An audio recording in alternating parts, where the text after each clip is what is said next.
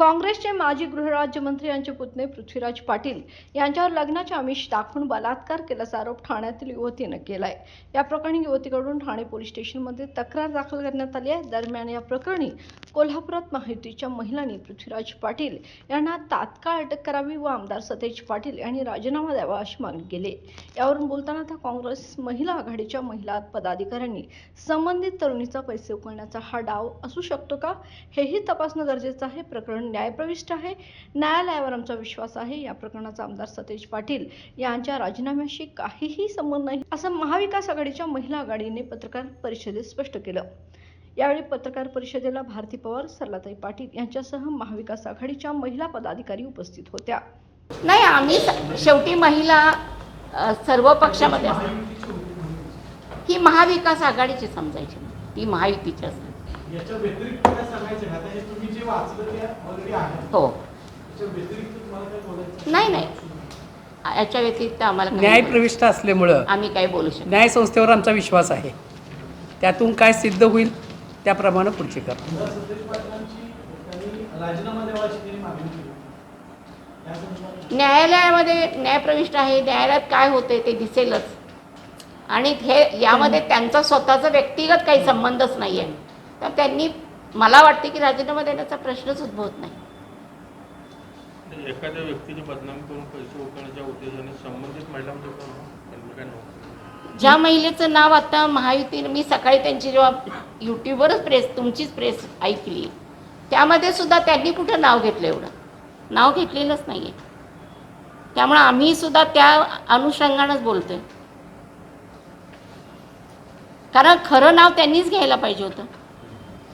आणि तुम्ही पत्रकार आहात, जाणते आहात, हे जे सांगितले ते तुम्ही शोधू शकता।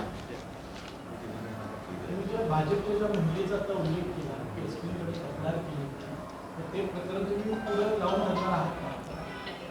हे बघा, तो प्रश्न वेगळा आहे, पण हा आम्ही का मांडला तर ही प्रेसला आलेली बातमी आहे। आम्ही काय आमच्या मनचं काही सांगितलेलं नाही आहे। त्याही वेळेला आम्ही कोणतरी एखाद्याला बदनाम करते काय म्हणून आम्ही त्यावेळेला त्याच्यावरती काही बोललो नाही।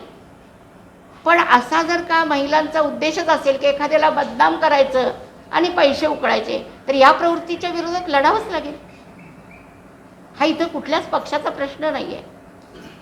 प्रश्न आहे तो बदनामी करून पैसे उकळणाऱ्यांच्या विरोधात उभं राहायचं की नाही।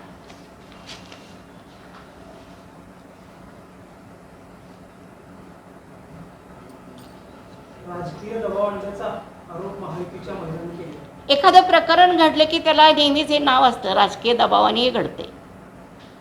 आता प्रकरण न्यायप्रविष्ट आहे म्हटल्यानंतर तिथं राजकीय दबावाचा प्रश्नच येत नाही। गुन्हा ठाण्यामध्ये नोंद झालेला आहे, कोळीवाद पुरवण्यामध्ये सुरू आहे। याच्या पाठीमागचं काय? याच्या पाठीमागचा उद्देश राजकीय हेतू असू शकतो। हे कुठून तरी काहीतरी पेटत ठेवण्याचा उद्देश असू शकेल, कोण काही सांगू शकणार नाही त्यांचा उद्देश इथं घेण्याचा काय आहे। आम्हाला जी माहिती मिळाली, आजची प्रेस कॉन्फरन्स आम्ही ऐकली आणि ह्या महिलेसंदर्भात आम्हाला जी सकाळपासून आम्ही माहिती गोळा केली, जी मिळाली ती आपल्यासमोर मांडावी म्हणून आम्ही ही प्रेस कॉन्फरन्स घेतली आहे।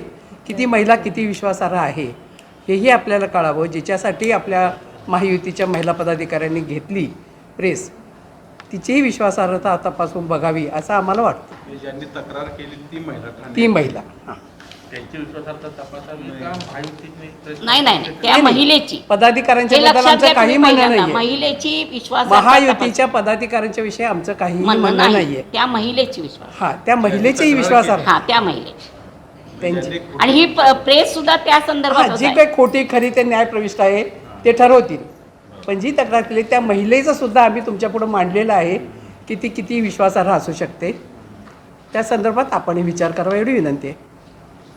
ठीक आहे, ओके, धन्यवाद।